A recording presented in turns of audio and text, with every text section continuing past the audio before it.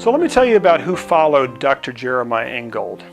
The next pastor was a man by the name of Julius Schufert. You don't have to know a whole lot about Hickory to recognize that as a very German name, originally Schufert. All right, a lot of the people who settled this area had very German names that sometimes were turned into more English-sounding names so people could fit in.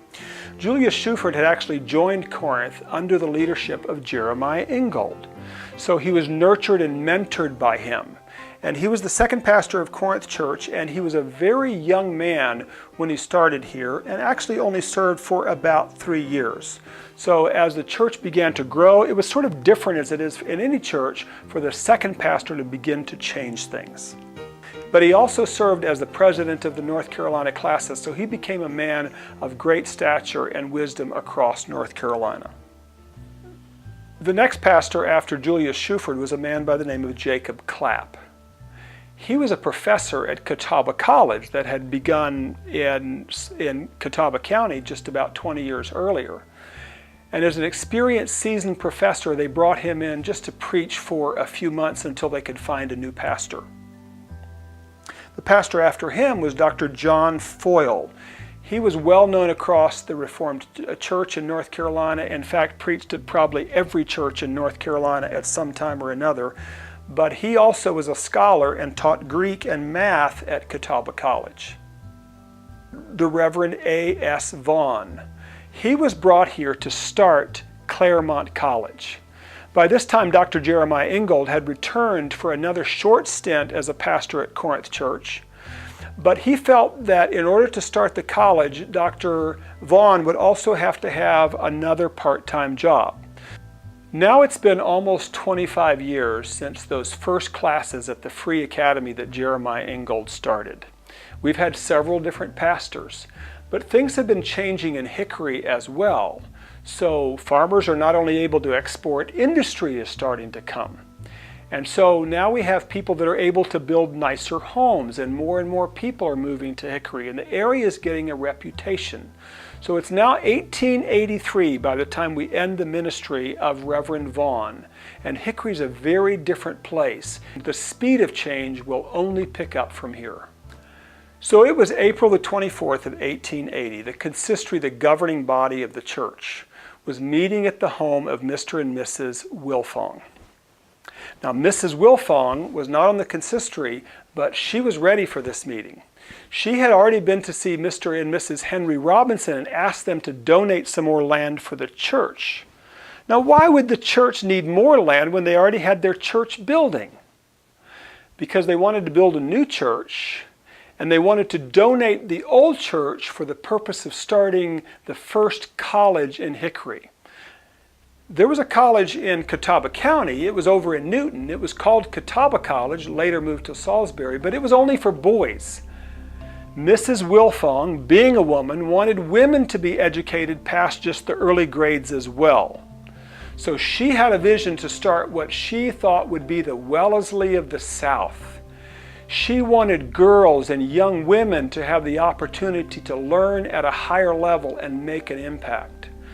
That college was called Claremont College, and you will still today see a historical marker on 127 at the Salt Block, because the Salt Block, science, arts, literature together, is the direct beneficiary of Mrs. Wilfong's initiative to start a college in Hickory, North Carolina. So in 1982, on behalf of the Hickory Arts Center, Harley Schufert Jr. proposed to the consistory and congregation of Corinth that the old Claremont College building and property should be leased to the Arts Center of Catawba Valley for 99 years. A new foundation was created, and today the Salt Block is home to the Hickory Museum of Art. It's also home to the Hickory Choral Society, the Western Piedmont Symphony, the Catawba Science Center, and Patrick Beaver Memorial Library. So when you think about the Salt Block and where it started with Claremont College, obviously it wasn't just pastors who were getting this done. There were influential lay people.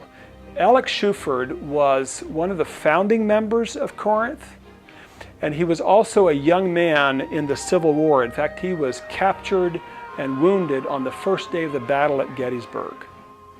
So he came back home and he wanted things to be different in his town. And he had a vision in this growing city for what things could be like. And he became the founder of Hickory's first bank. He started the family of businesses that started with Shuford Mills. And it would take people like him, an industrialist, a capitalist, people who said, you know what, we can take advantage of these new opportunities we have to build a new Hickory. And he would then use that money that he earned to give to Corinth and to other causes across the area to make life better for everyone. So now we have Hickory growing and all these factories, Shuford Mills and others. We've got a college coming around, but Hickory's still a little town. So back in the 1870s and 80s, when the train would come through twice a day, it would blow its whistle, and like one person from each household would come and show up at Hickory Station to get their mail off of the train. But things were still changing and growing, and new pastors came. The pastors of that era stayed only maybe a year or so. Alfred P. Horn, 1883 to 84. J. Dickey Gurley from 1884 to 85. And then came a man by the name of Lewis Ryder in 1885. He started a tradition that lasted for 40 years of having a Christmas Day service at 6 a.m. And you think nobody would come today. They said the same thing then, and yet it became a very popular and sort of unique tradition to Corinth to gather together on Christmas morning before you open presents and just worship. It was Christmas Day, and our whole family would get up and be here at the dawn service at 6:30. We couldn't open our presents or anything before we went to church. We went to church and got out about 7:30, and then we all had to eat our breakfast, and then we could finally go in the living room and see our gifts, but we had to go in by age. My grandmother would go first, grandfather, and then my mother and dad and the children by their ages. So I was the youngest and the last one to go in. It was a lot of anticipation and a long wait, it seemed like to me. Lewis Ryder was also there when that first church burned. Remember, everything they built those days, their homes, their businesses, their factories, were made out of wood. The Presbyterian Church allowed us to worship there for a little while, but very quickly the church gathered plans for a new sanctuary. And so the people get together, but it's also going to take some more money. So in this growing community now, they do have people that are able to contribute and do something really unique and different and new. And it was grand. It was Hickory's first brick church. They would have been so proud of something that was unique in Hickory. They would walk in and see these vaulted ceilings, the light streaming in from the windows, Hickory's first pipe organ with its pipes clearly visible on the right-hand side. They would have loved coming to church here in the little red brick church on the corner. And it all started with the pastorate of Lewis Ryder, this humble man about whom we know very little, and yet he began this tradition that really gave us this heritage of music at Corinth. So now we come to one of the pastors that really changed history at Corinth. It's been 21 years since the founding of Corinth, and there have been 8 different pastors. In 1890 comes a man who stays for 27 years. I am Don Murphy, and my great-grandfather, Joseph Lorenzo Murphy, was born in Davidson County, 1858. As a boy, his father was gone for long stretches fighting in the Civil War. His uncle was in the ministry for the German Reformed Church, and I think that had a heavy influence on him. It influenced his decision to later go into the ministry. He left Davidson County and came to Catawba County in 1885 and was over the Catawba and Lincoln County charge, so he oversaw other German Reformed churches in the 2 counties before finding his permanent home at Corinth in 1890. My great-grandfather married Minnie Reinhardt, and they had 2 kids, the second of which was my grandfather, Joseph Murphy, and she was Josephine. And after giving birth to my grandfather, she died of complications from childbirth. And so then Pastor Murphy was raising his 2 kids alone until he remarried Essie Carpenter. Dr. Joseph Murphy was born in Davidson County, and he came to Catawba College, which at that time was really more like a high school, for his education. And there he came under the tutelage of Dr. J.C. Clapp, one of our former pastors. And eventually the story comes around where Dr. Joseph Murphy comes back to Hickory after his college and seminary education, and he becomes the pastor of Corinth in 1890. In 1895, Corinth wanted a home for its pastor and built its first parsonage. That's such a classic home that in 1987 it was moved to the Ivy Arboretum Park, where it still stands today. You can still see it. In 1899, Dr. Murphy had a heart for orphans in North Carolina, and with others, he began the process of initiating a new orphanage. It was called the Nazareth Children's Home, and it too is still functioning today.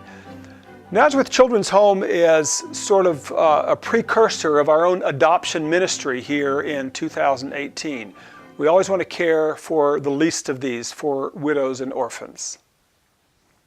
A decade after he started his ministry, we enter the 1900s, and Hickory is still growing and spreading. In fact, it grew 50% during the decade of the 1900s, from 2,500 people to 3,700 residents. During this time, Dr. Murphy initiated starting a new church. The little mill village of Brookford, just south of Hickory, needed a congregation for the mill workers.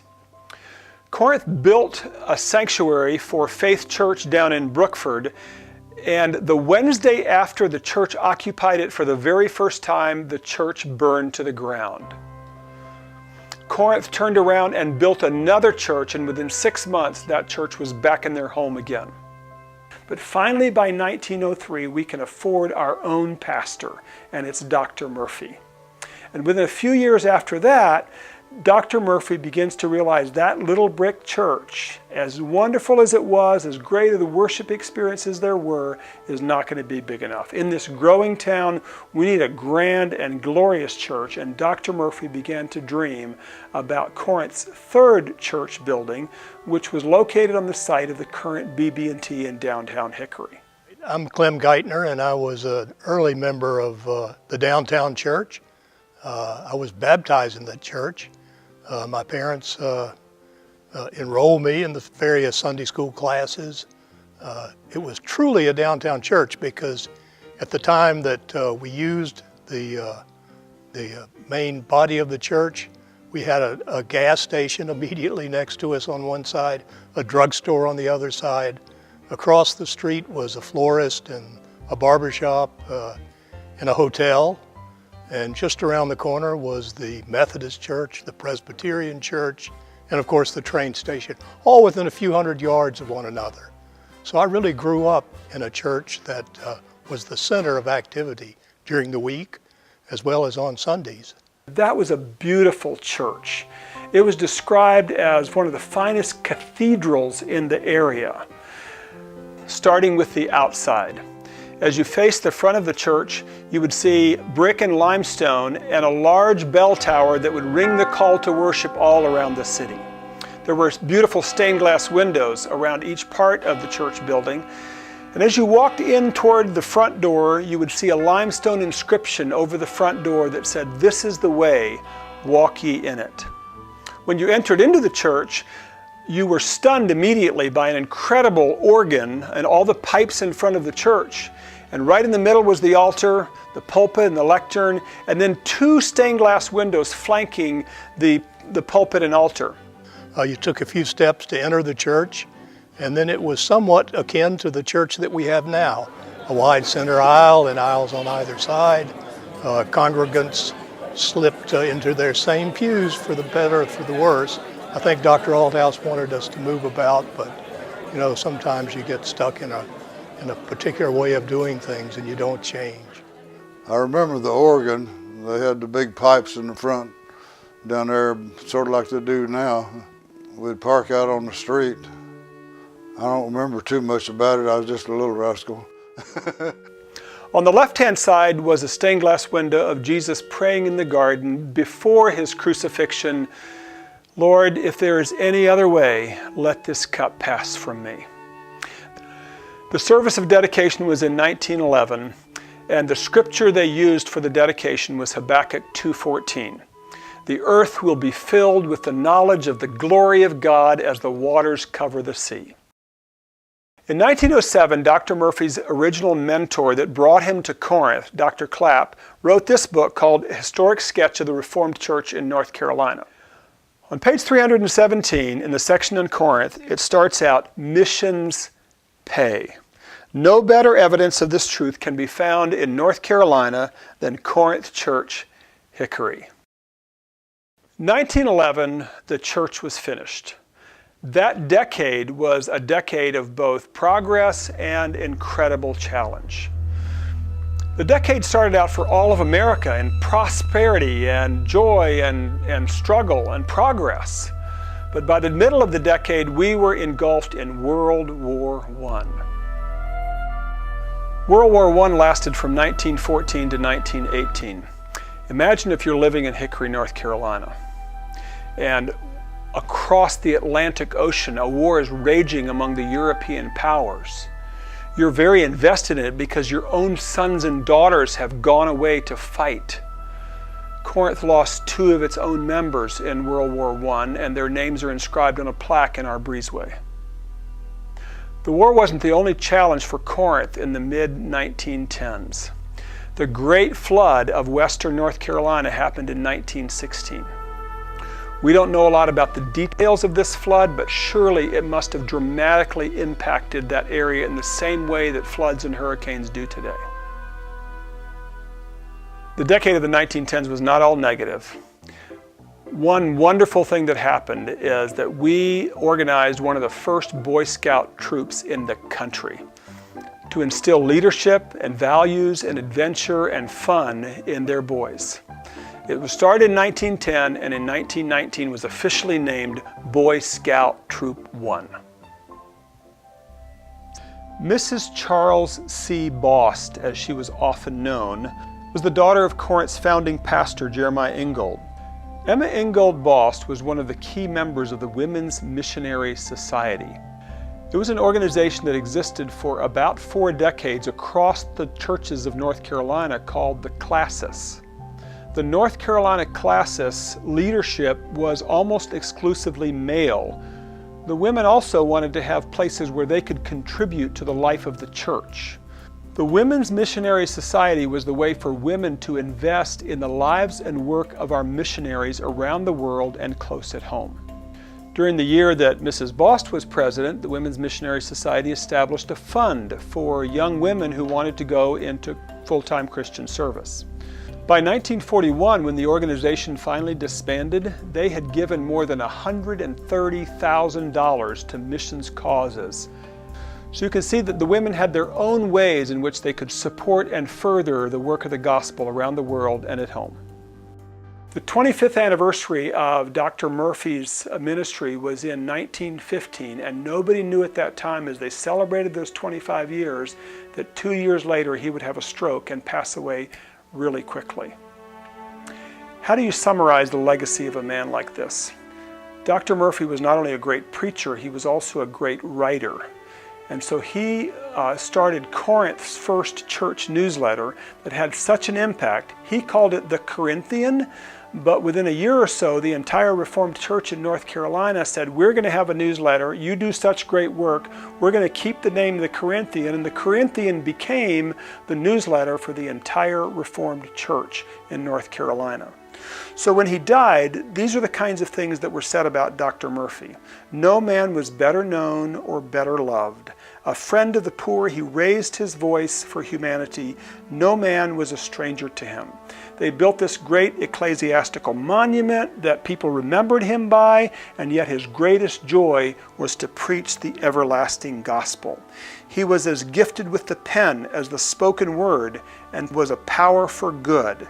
And finally, one of his friends wrote this: as a Christian, Joseph Murphy possessed a loving heart and peaceful disposition. As a preacher, he was eloquent, convincing and pointed. As a friend, he was true and sympathetic. His passing is a great loss to our church in this state.